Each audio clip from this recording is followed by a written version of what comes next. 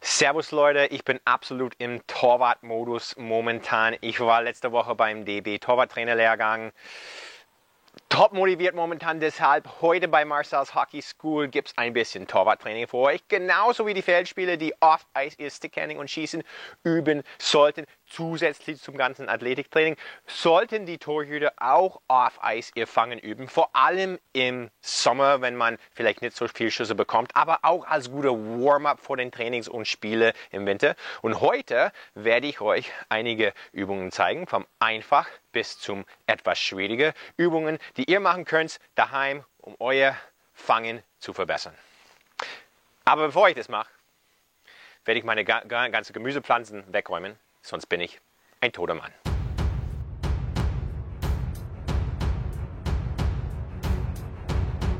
Also, ein paar Punkte, bevor wir loslegen. Welche Bälle kann man verwenden? So, ich habe 3 Bälle hier, einen Tennisball, einen Lacrosseball und einen sogenannten Moonball. Also, Tennisball, Vorteile, jeder hat eins.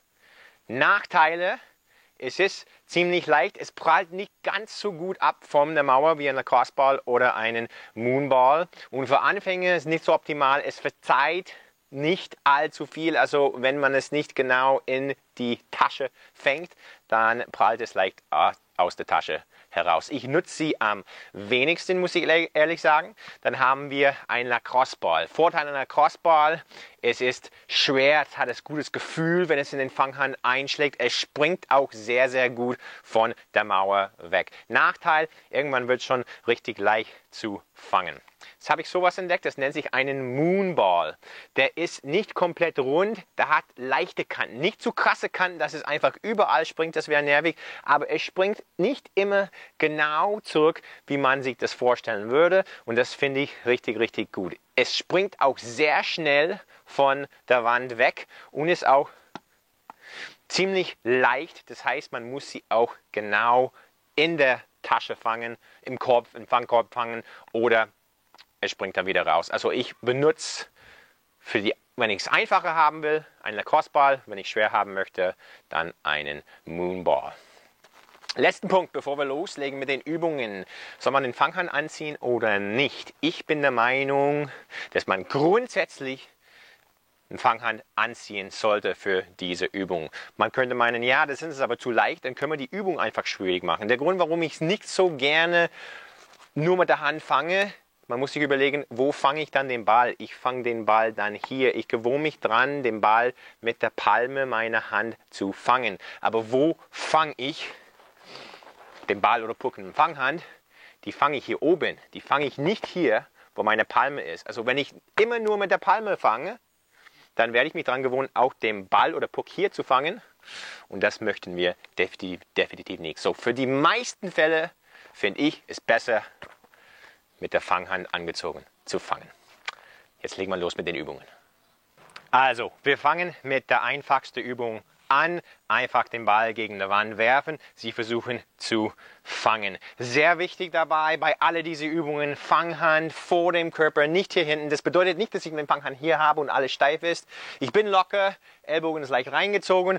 Ob ihr so fängt oder eher so, das ist meiner Meinung nach Geschmackssache. Man kann sich stundenlang darüber streiten. Wichtig ist, Fanghand vor dem Körper. Und auch sehr wichtig, vor allem hier, man hat Zeit, da ist kein Gegner. Folgt dem Ball genau in den Fangkorb rein. Mit den Augen, mit dem Kopf und geh auch mit dem Körper mit. So, ich lege mal los, mache ein paar Würfe mit dem Moonball. Bin ready.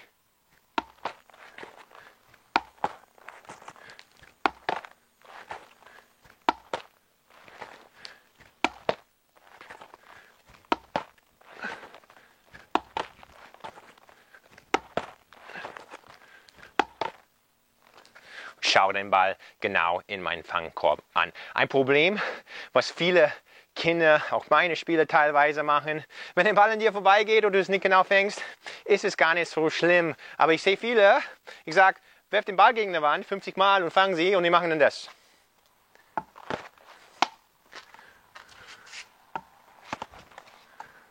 Das ist tatsächlich schwer so zu fangen.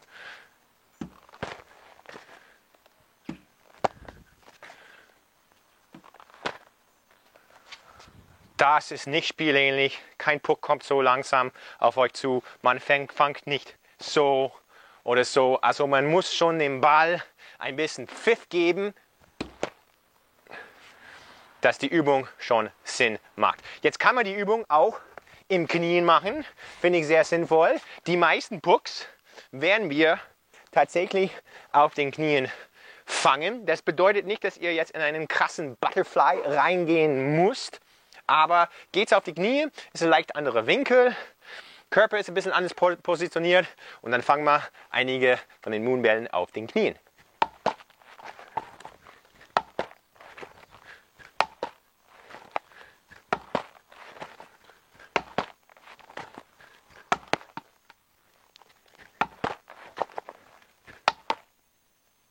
Und wie immer, mit dem Körper mitgehen, Ball genau reinfolgen. Warum ist es wichtig, dass ich mit dem Körper mitgehe? Wenn ich nur mit der Fanghand mitgehe, wenn ich den nicht erwische, ist das Ding drin. Wenn ich mit dem Körper mitgehe und sie nicht erwische, dann kann sein, dass ich zumindest ein bisschen von meinem Körper vielleicht hinter dem Puck oder Ball bekomme und somit den Ball oder Puck trotzdem abwehren kann. So, jetzt machen wir die Übung. Das war Stufe 1.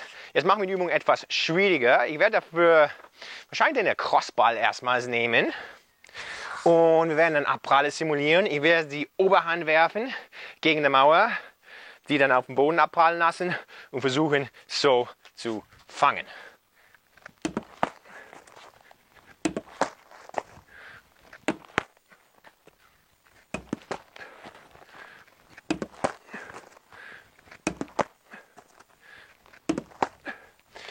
Desto weiter weg den Ball von dir abprallt, desto leichter wird es zu fangen. Desto näher es hier den Boden berührt, desto schwieriger wird es sein. Da ist wirklich deutlich schwieriger als das. So, für die zweite Übung, auch eine Abprallübung, Entschuldigung, die dritte Übung, brauche ich eine Ecke. Deshalb, wir sehen uns in meinem Keller. So, wir sind jetzt in meinem Keller. Tut mir leid, es ist noch ein massiver Work in Progress. Letztes Jahr eingezogen, 3 Monate nach Einzug, Pfützen, Wasser überall an den Außenwänden. Überhaupt nicht schön. Muss man noch lösen. Aber deshalb trainiere ich nicht so auf dem Keller momentan. Aber ich will euch einfach zeigen, wie man das mit der Ecke von meiner Wand machen kann. Ich bin auf meinen Knien, man kann es auch im Stehen machen. Ich werfe es gegen diese Wand, es prallt gegen der Wand ab und ich fange es.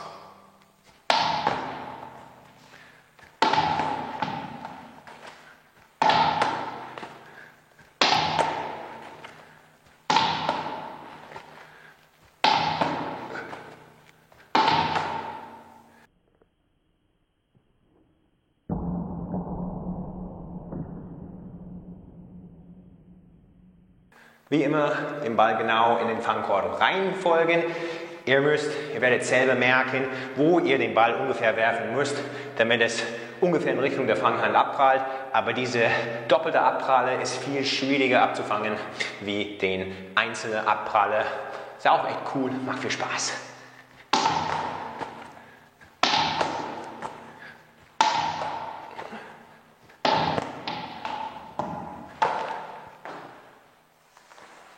So, und die letzte Übung, schwierig, aber voll lustig, werden wir an der Crossball anfangen. Ich habe hier einen Screen aufgebaut. So, jetzt muss ich runter auf die Knie gehen, weil sonst kann ich ganz leicht über den Screen schauen. Und ich werde den Ball hier vom außerhalb werfen gegen die Mauer.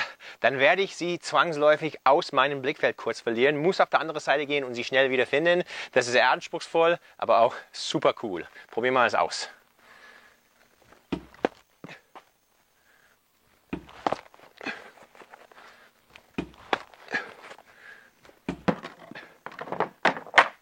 Gelegentlich, wenn man nicht genau wirft, passiert sowas, aber überhaupt kein Problem. Die kann man dann schnell wieder aufbauen und wieder loslegen. Und ich glaube, ihr gesehen habt, das ist schon richtig anspruchsvoll. Ich habe Schwierigkeiten, den Ball wieder zu finden, aber passiert auch im Spiel, also soll man es auch so üben.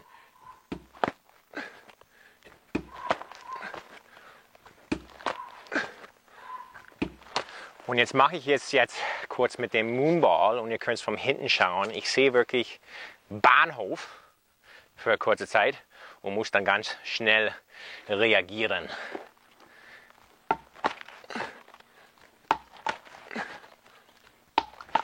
Der war ein bisschen zu weit weg.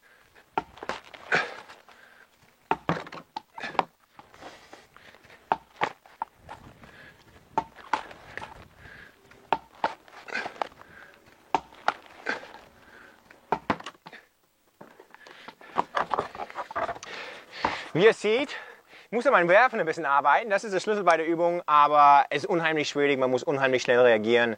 Macht richtig viel Spaß. So, das war's für Torwarttraining für den Fanghand zu Hause bei Marcel's Hockey School. Macht die Stunden, macht das Training im Sommer, dann werdet ihr bereit sein für die Wintersaison. Viel Spaß beim Üben und bis zum nächsten Mal bei Marcel's Hockey School. Oh yeah! So sollte man nicht fangen, aber das macht einen riesen Spaß. Bis zum nächsten Mal.